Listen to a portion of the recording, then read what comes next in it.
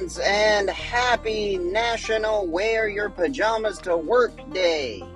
Yep, that is correct. Today is apparently National Wear Your Pajamas to Work Day, and I really wish I would have known that before I came to work.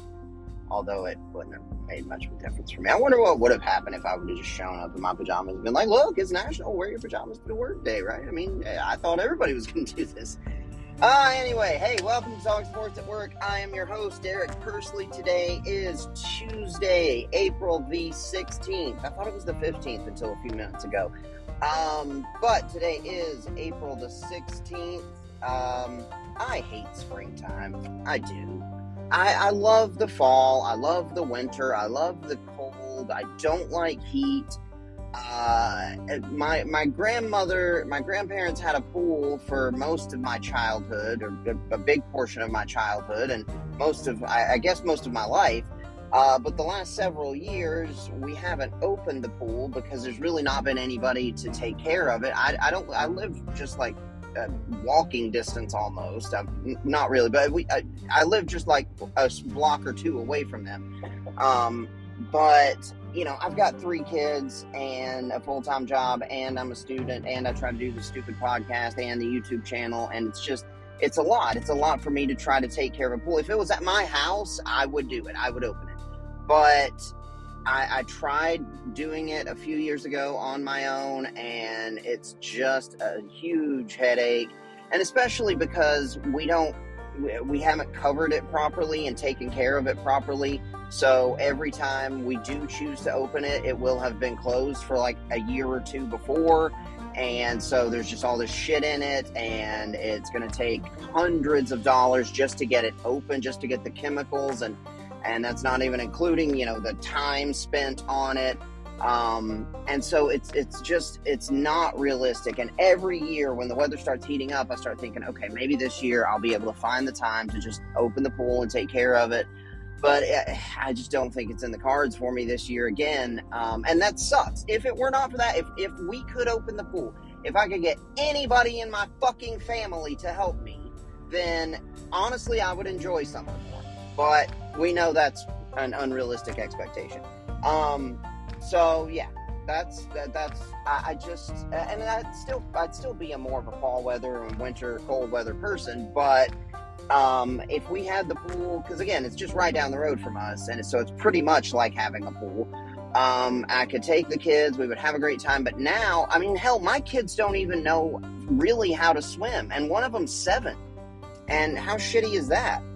I mean, they're learning. Honestly, Arlo, he's about there. He's the 7-year-old. Jack is as far along as he is, because Jack's just always more of the athletic type. So they both are getting there. Like by last year, they were both okay, but neither one of them can really swim yet without some sort of flotation device, and that's ridiculous. But you know, it's my own fault, right? We don't have a pool anymore. I mean, what I did last year was I just bought like a $2 or $3 store, like Dollar General big pools. I mean, they're not cheap. They're, you know, $40, $50. But they're, you know, these kiddie pools basically. And I put them out in the back, and I would put bubbles in one of them, and I'd have the water hose, and we'd have the slip and slide, and we'd have bubbles, and we'd have the slide on our playhouse, and I'd sometimes spray it with water. So we just had like our own at-home water park, and that was fun. But it's really more fun for the kids than it is for me, although I enjoyed it. But it would be more fun to have a sorry, a notification just popped up on my phone. I'm not actually gonna read it though, because we do take our safety here carefully. I'm gonna have to pull over and read that here in a few minutes. So, anyway, what was I saying? Yeah, the water park thing, the backyard redneck water park thing was a lot of fun. But you know, for a grown up, I want to have a real pool, and I refuse to go to a nasty ass public pool. And, you know, I don't want to pay for a YMCA membership when really that's just like a half step above the public pool. It's just as nasty. I mean, we've been there several times, and it's crowded, it's loud, there's too many people, you know, you're swimming in piss.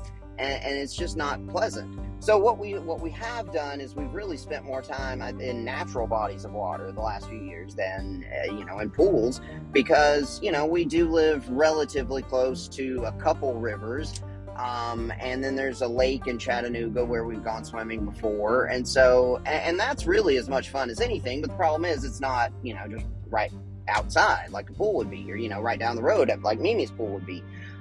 So it takes like a whole day to plan. And so it's going to be an entire thing. Whereas if we could just open the fucking pool, we could go up there anytime we want. And, we want to go up there for a couple hours. Great. We want to go up there for 30 minutes. Great. Go swim, come back home. That's it. But, now if we want to go swimming, we have to like make a day of it. And that just sucks.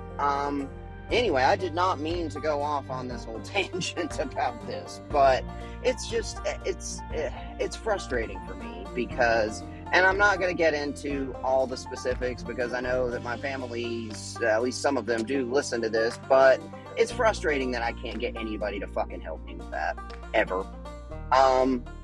And so I don't know what, I can't do it all by myself. I can't afford it. I've talked to my Mimi about it before, and I know she'd be willing to cover a lot of the cost. Like, I know she'd at least be willing to split it with me. But even still, that's a big investment, and especially for something that I'm not even certain I'm going to have enough time to really keep up with the way I want to. And so that's just adding another big responsibility and big task on top of me. And I don't know if it would even, end up then being worth it, because then it's going to be more work than fun for me. So I don't know, man. I mean, if we could just get everything cleaned out of it, get it started again.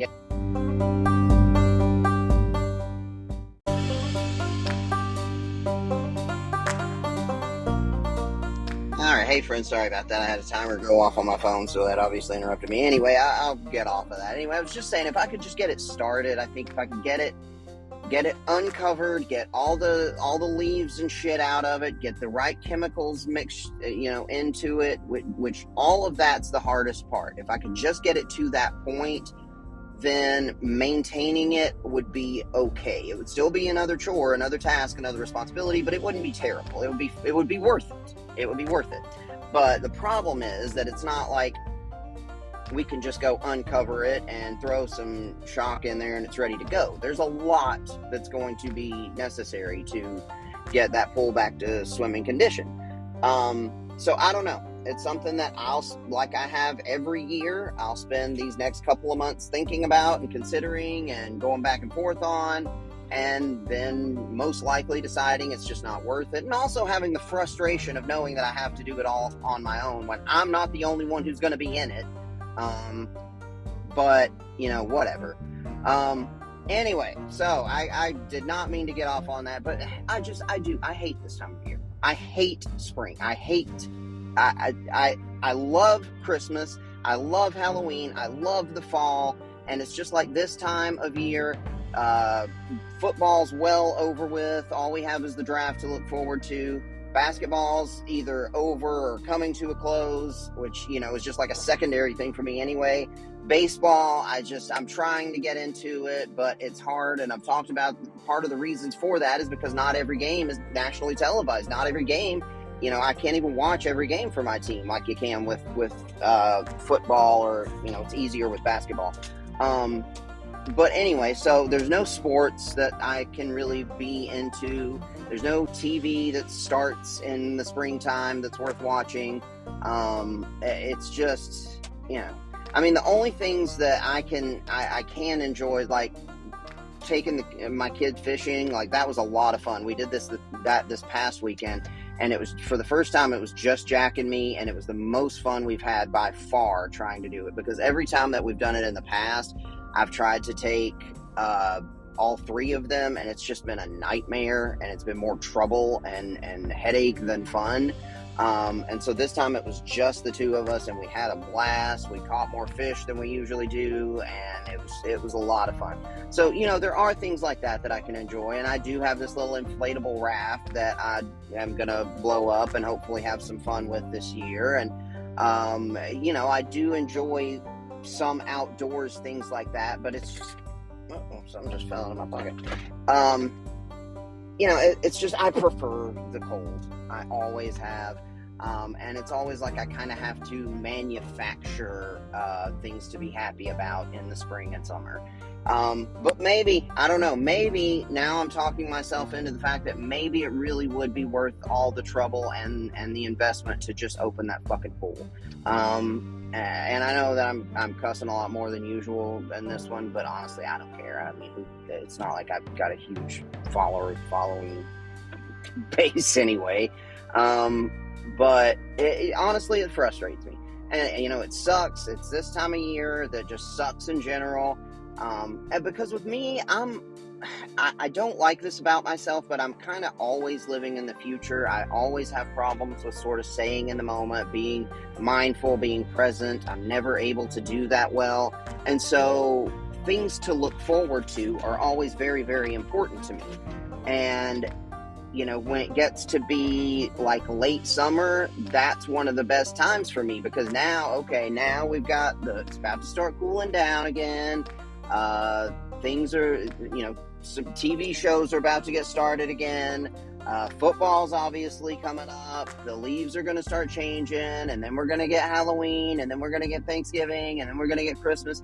So, that like September is probably like the best, happiest month for me, like overall. Even though it's not even to any of those points where I want yet, it's that they're coming, and there's that excitement. And now here in April, it's just like, what is there? What is there to look forward to right now? I don't know. Nothing sporting wise, nothing as far as any of my other interests really. I'll do fun things. The kids and I'll do plenty of fun stuff this summer. We always do. But yeah. Anyway, I don't know. If anybody wants to volunteer to help me maintain or open and maintain, because like I said, I can probably maintain it by myself. It's just really getting started that's going to be a problem. Or has any other suggestions for fun, easy, realistic summer activities, I am very open to them. Or you just have any thoughts on making this time suck less, I am very open to that. So anyway, we do have a handful of sports topics to talk about today. We've got the NBA play-in games tonight. At least the West games are tonight. I'm not sure if the East ones are or not. But some very interesting scenarios there. We've got more draft stuff to talk about with some quarterback and receiver talk that I've been hearing I find interesting. What else was there? I don't know. I'll pull over and look at my notes here when I take a break. But anyway, might as well go ahead and do that right now. I'll take a break. I'll be right back. Alrighty, hey friends, back again. So I had a lot of stuff to look at there on my phone for a minute. I had some notifications coming up about my little girl's dance class tonight. This is her final dance class of this little dance camp that they're doing, and then they're going to do a recital next week, which I'm very excited about. Oh, that reminds me, I need to talk to my boss about that because I'm going to have to take that day off. I won't be able to get back in time. But yeah, it's really exciting, and so there were some things about that in our little Remind app, chat, whatever. Also some financial stuff I had to look at there for a minute. Anyway, so we've got the play-in games tonight, and this is a very, very interesting scenario because, as many of you know, I am still like a semi-Lakers fan. Growing up, I was always a Kobe fan, and like he was seriously like my number one favorite athlete. Like it was Kobe Bryant, and then probably Brett Favre, maybe Chipper Jones. No, I don't even think I would put him up there. But Steve McNair and Eddie George kind of together maybe. But anyway, I was a Kobe Bryant fan. I adored that man. And so when he retired, I was just sort of left out in the woods with no fans, with no team, because I wasn't really a Lakers fan. But, when you root for a team for so many years, you kind of develop an affection for them. So I just continue to kind of be a Lakers fan. The Grizzlies had either just come to Memphis at that, or had only been there a few years at that point. And so now I'm sort of a Grizzlies / Lakers fan. Like, I like them both, but the Grizzlies are horrible this year without Morant. And that trade for Mark Smart clearly did not work, which that was a head scratcher for me anyway. And honestly, I've barely watched any NBA at all this year. And that's partly been because the Vols basketball team has been so good. I've been much more focused on college basketball, which, is rare for me. But it's awesome that the Vols are good, or were good. And that's a whole other topic now we've got some transfers happening, and, Connect is obviously going to be going to the NBA, and that's a whole other topic we'll get into later. But I haven't watched much NBA this year. What I often do, even on the years when my teams aren't that good, or I'm just not that interested, or whatever reason I'm not watching that much, is I will start watching very closely in the playoffs. So now it's that time. And the Lakers are in a very interesting situation where they're about to play a team in the play-in that they have dominated as recently as, yesterday. Dominated the Pelicans all year, every time they've played. And now, so all they have to do is beat the Pelicans and they get that 7 seed, right? Awesome. They're in the playoffs. Problem with that is 7 seed plays a 2 seed, which this year is the Denver Nuggets, and is the number 1 team you do not want to play in the Western Conference. Defending champions, Jokic, Murray, all that, that's, and they've kind of had the Lakers number. So, the best thing for the Lakers would probably be to rest, especially considering that Anthony Davis, who is made of at least a strong form of glass, hurt his back in garbage time yesterday. No reason for him or LeBron to have still been out there in the fourth quarter of that game. But, of course, for some reason they were, even though they were up by 20. And guess what happens? Anthony Davis tweaks his back. So, I mean, you've kind of got a built-in excuse there. If you wanted to just go ahead and rest AD, and then the Pelicans win and they're the 7th seed, then you would have to be either Golden State or Sacramento. Now, the problem with that is obviously that's not a given. Your best chance to get into the playoffs is to beat the Pelicans, because they are the team you've dominated. They're probably the team you match up the best against. And should the Lakers beat the Warriors or the Kings? Yeah. But I think they might have a harder time against either of those opponents than against the Pelicans. So even if they lose this one and have to play the Kings to get that 8 seed, and play Oklahoma City in the first round, and there's a chance they might lose that one. There's a really good chance they might lose that one. So I don't, and I don't think tanking this game or resting players is even really going to be a serious consideration for them anyway. I mean, I think the competitor in all of them is going to say, screw that. We're not worried about seeding. We're not worried about Denver. We're worried about getting into the playoffs. So it's not like any of this is a realistic possibility anyway, but it just wouldn't be the worst thing in the world if they lost this one. They would match up much better against Oklahoma City, and then they would probably beat them, honestly, in the first round. Oklahoma City, they're young, they're exciting, but they're inexperienced, and I think the Lakers would take them down in the first round. Then you probably get the Mavs or Clippers. That's going to be a tough series, but either way, you wouldn't have to play Denver until the Western Conference Finals if both teams make it. So that would really be the best case scenario for the Lakers, is if they lose tonight, but then win the second play-in game against Sacramento or Golden State and get that 8 seed. We'll see, though. I mean, most likely what's going to happen is the Lakers will beat the Pelicans. What's really interesting, another thing that's really interesting about this, though, the Lakers are actually underdog, like very slight. They're like 1-point underdogs in this game, which makes no sense. The only thing I can see with that is that maybe the bookmakers, these guys are friggin' wizards, man. They know things no one else does. Maybe they are sensing that the Lakers are actually considering resting players, because the Lakers just wiped the floor with this team 2 nights ago, right? the same team that they're about to play, that they're somehow a 1-point underdog against. They just destroyed them. They've destroyed them other times this season. Why would they be a 1-point underdog playing them today unless there's something that those odds makers know that the rest of us don't? And now, for me, it's very tempting to jump on that and put a lot of money on the Lakers. It's even money right now on the money line for them to win. But ever thinking that you're going to outsmart the odds makers is a fallacy. It's a fool's errand. So I don't know. I don't know, but that's a very interesting other little side element to all this is why the hell would the Lakers be an underdog or at least even against a team they have demolished multiple times this year and as recently as a couple days ago? I don't know. There's something there. And I think maybe there is the very real possibility that they are thinking about seeding and they are thinking about resting and health and whatever. But then, the other side of this is if you lose this game, then that's actually less rest that you're going to get going into the playoffs because you're going to have to play another game, but right before the playoffs start. Whereas if you win tonight, you're going to get like 3 days of rest before the playoffs start. So I don't know. There's a lot to this. It's very interesting. And then for the Sacramento Golden State game, I think that one's going to be a very interesting. That's a game that you might want to bet the over on.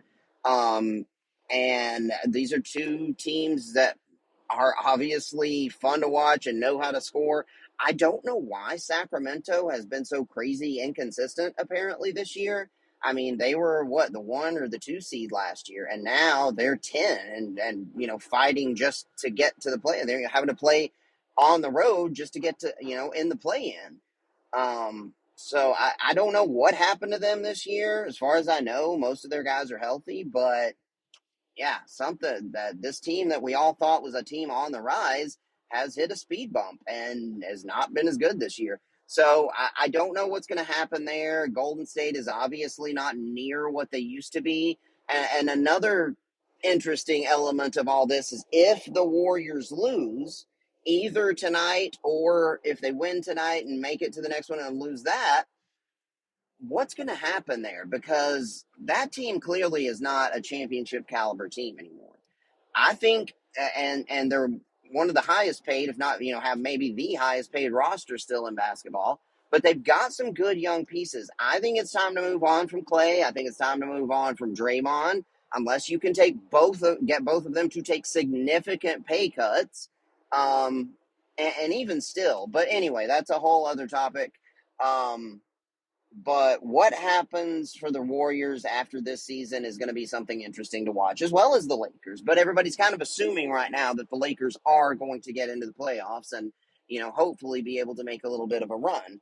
Whereas nobody's really thinking that, feeling that confidently about the Warriors. Anyway, so those are my NBA thoughts for the day. I'm going to take another quick break. We'll talk about some draft stuff and, yeah, go from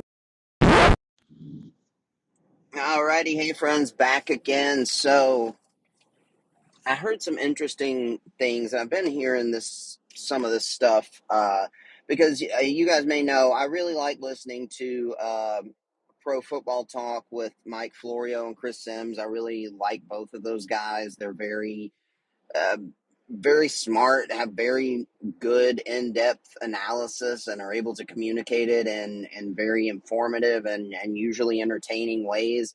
And so what they've been talking about, obviously, for the last couple of months has largely been the draft. And Chris Sims all along has been tooting the horn and championing Malik Nabers. And now he's, over the last week or so, been outright saying that he believes Malik Nabers is the best wide receiver in this draft. Now, that's fine. I mean, he's entitled to his opinion, obviously, but he took it a step too far, in my opinion, today, because he said that he has spoken with a lot of NFL GMs and front office people, and that he now believes that the majority of NFL front office people see Malik Nabers as the best receiver in this draft. Now, I would be willing to bet anything and everything I own, everything in my bank, everything in my retirement, everything I have, that is incorrect. I mean, come on.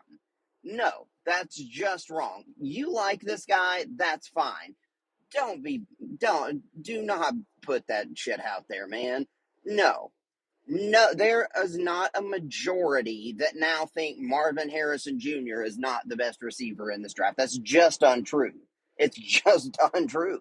Um, Now, does Chris Sims have more access to these people and have more knowledge about this stuff than me? Yeah, absolutely. Without a doubt. But come on. And this is a perfect example of one of the things that I talk about that's problematic with draft coverage. Um, when you have these NFL experts, the people that's their job. They spend 40 or more hours a week on this stuff. And it's not football season, so there's not as much to analyze. They are going to, a lot of the times, overthink this stuff and outsmart themselves in a lot of cases. And that's why I've always said, if you look at the mock drafts that most of the experts do, like right after the season ends, or at least like right around the combine, those are usually more accurate or better mock drafts than you often get right before the draft starts, because these guys, I mean, they don't have anything else to talk about or think about or work on for the majority of their waking hours for months than this stuff. So they're going to have to find new ways to look at things and new ways to present it and new ways to make it entertaining. And so they're going to start thinking about it differently. And a lot of the times they just end up outsmarting themselves. And I think that's what's happening with Drake May. I think that's what's happening with J.J. McCarthy, apparently surpassing him to where now a lot of people see Drake May as the fourth best quarterback, whereas I still think he's the second best quarterback. I think that's what's happening with some people in Malik Neighbors. And hey, maybe some NFL GMs are even telling Chris Sims that. But if that's true, it's because they know Chris Sims is a media member now. And a lot of what teams try to do as we get closer to the draft is put bullshit out there and put smoke out there and try to hide their true intentions and their true evaluations and what they really want and who they're really liking. They don't want people to know that. So if a majority of NFL executives are telling him that, I believe that's why.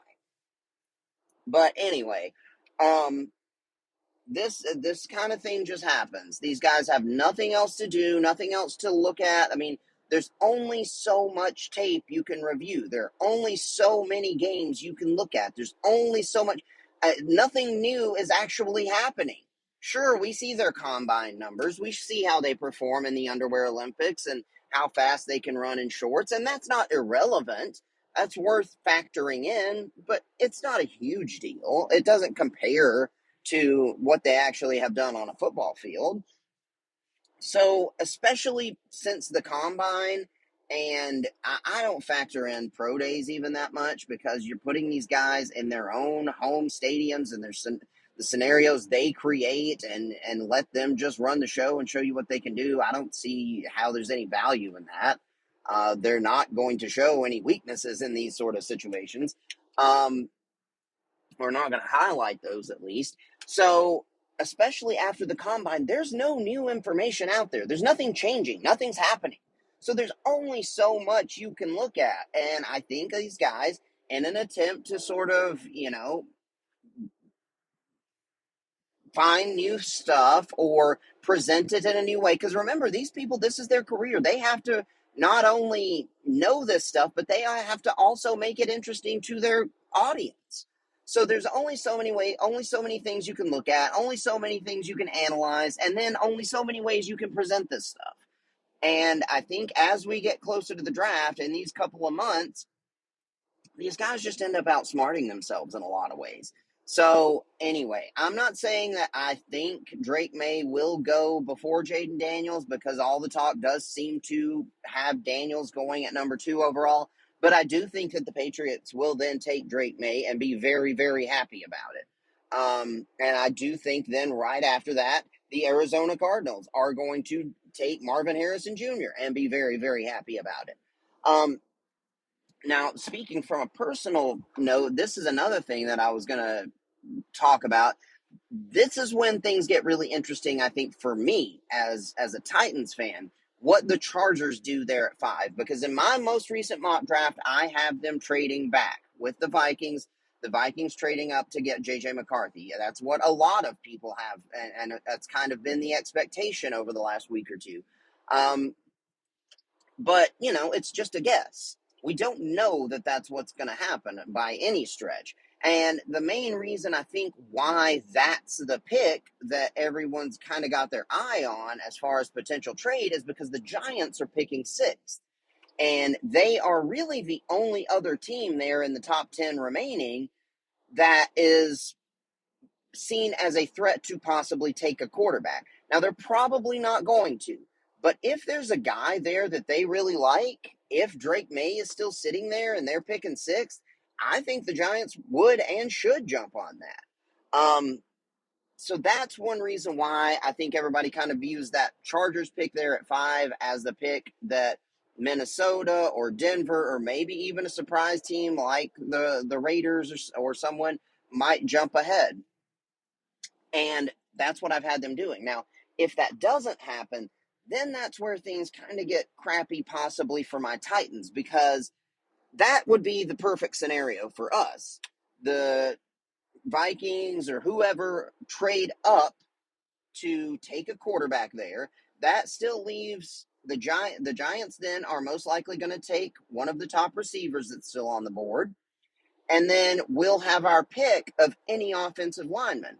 Now, the problem is that if that doesn't happen, and if there's not a trade there, a lot of people have the Chargers, if they stay at 5, taking an offensive lineman. Now, do they take Joe Alt? They don't need a left tackle, but,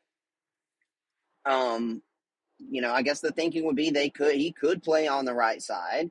And that's another thing I've said is I don't know why people think that have this thing in their heads that everybody's so certain that Jim Harbaugh wants to take an offensive lineman. I get it. He's a physicality, run the ball kind of offensive coach. But if you've already got your solid starting left tackle, which they do in Rashawn Slater, why would you spend a 5th overall pick on a right tackle? That just doesn't make sense to me. But a lot of mock drafts have them taking someone like J.C. Latham, who is the best, pure right tackle, played right tackle in the draft, probably. Although Amarius Mims is right there close as well. But that's another reason why I think the Chargers will not only be a target for teams looking to trade up, but I think they would be wanting to trade back themselves. The other possibility, though, and I think what they would be more likely and should do, is take a receiver there. And this is not just the fan talk. This is not just me wishful thinking for my Titans. They've got their left tackle. I don't think you spend a 5th overall pick on a right tackle in one of the best offensive line drafts we've seen in years in the first 2 rounds when you can get a good, solid starting right tackle in the second round of this year's draft. Why don't you take one of these elite wide receivers when your top 2 receivers from the last several years are now gone? So I think the Chargers would do that, but a lot of people, the experts, for some reason, are just have this thing that Jim Harbaugh is like obsessed with offensive linemen and physicality. I don't agree with that. I just don't know why that's the thinking. But if that does happen, if they don't trade back and if they don't take a receiver, then it appears they are likely to take an offensive lineman. That would suck for the Titans, though, unless it is a Latham or something. But it's still, we're getting closer, man, and it's exciting. I've always loved the draft. I've always been a big fan of it. And I've talked about, I think, some of the reasons why people like me become such huge fans of the draft and really draft experts, at least on a casual level for me. Maybe I don't get paid for it, but I do consider myself a draft expert. I think you become like that, an off-season expert, if your team isn't usually that good, because you're always that's where your hopes are really built, that you're going to get better through the draft this year. You're going to get better through free agency and trades this year.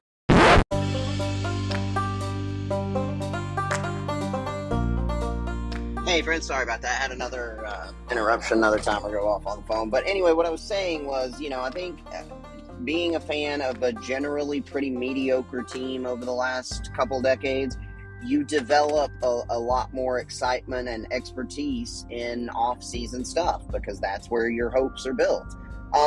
Anyway, there's also been, as always, a lot of quarterback talk drama. And I touched on that a little bit, but what's been interesting over the last day or so is there's been a lot of talk heating up about the Giants, particularly taking a quarterback there at 6.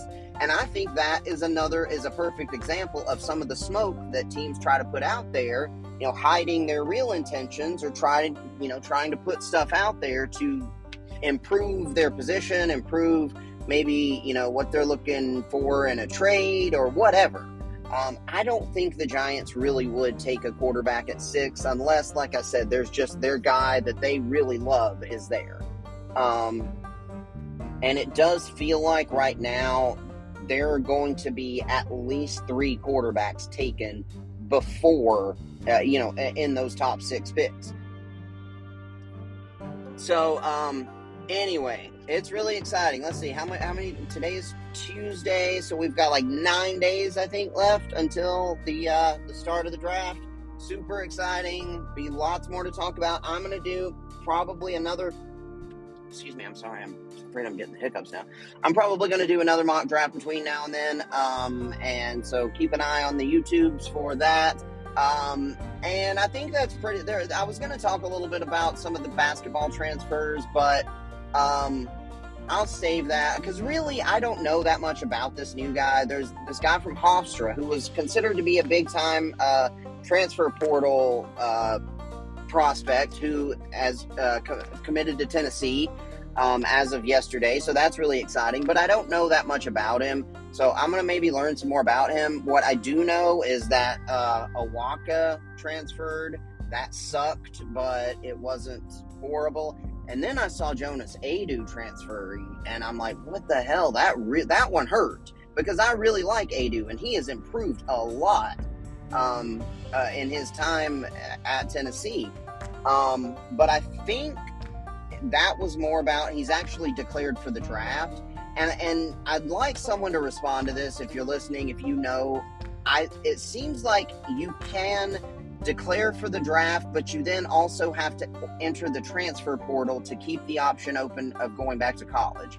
Because I've seen a lot of guys doing that, including LeBron James's son has declared for the draft, but also entered the transfer portal. So that, and a lot of other names I've seen doing that as well. So I think maybe you can declare for the draft, but you can't then go back to the school you were at. You can declare for the draft, but if things don't work out the way you want and you're not going to get drafted, then you can still transfer to another school, but you can't go back to the one you were at. That's the way it seems. I'm going to dig into that, or if anybody's listening and tell me about that.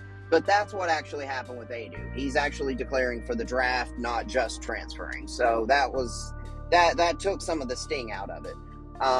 We know that obviously Connect is gone and we're not going to find another guy like him, maybe ever, certainly not for a long time. But this Hofstra guy appears to be a really good scorer. He's plays a similar position. He's sort of a small forward, I think, and he's a big-time recruit. And we know that the transfer portal really seems to be as important, if not more important nowadays than just recruiting kids out of high school, especially for a team like us that is built more as a veteran team and a developmental team, a team that's not going to be trying to get guys who are 1 year and off to the NBA.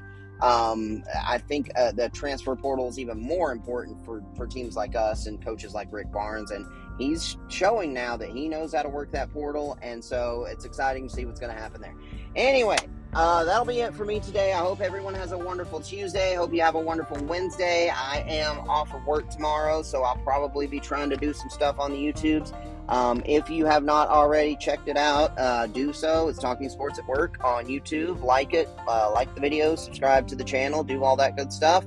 Lots of interesting things on there, not just me rambling about sports, but also kids playing video games, kids doing karaoke, kids playing sports, all kinds of crazy. It's basically just the chaos of my family. So, what is this police doing? He's pulling up with his lights on next to a guy who is begging at a light with his little doggies. I wonder if the guy's about to get in trouble for... He's got his sign and his little puppy dogs. He's probably about to tell him to move on, though. Yeah. Okay, anyway, well, there's a nice little ending for the show. I hope everyone has a great week. I'll talk to you again soon. Love you, bye.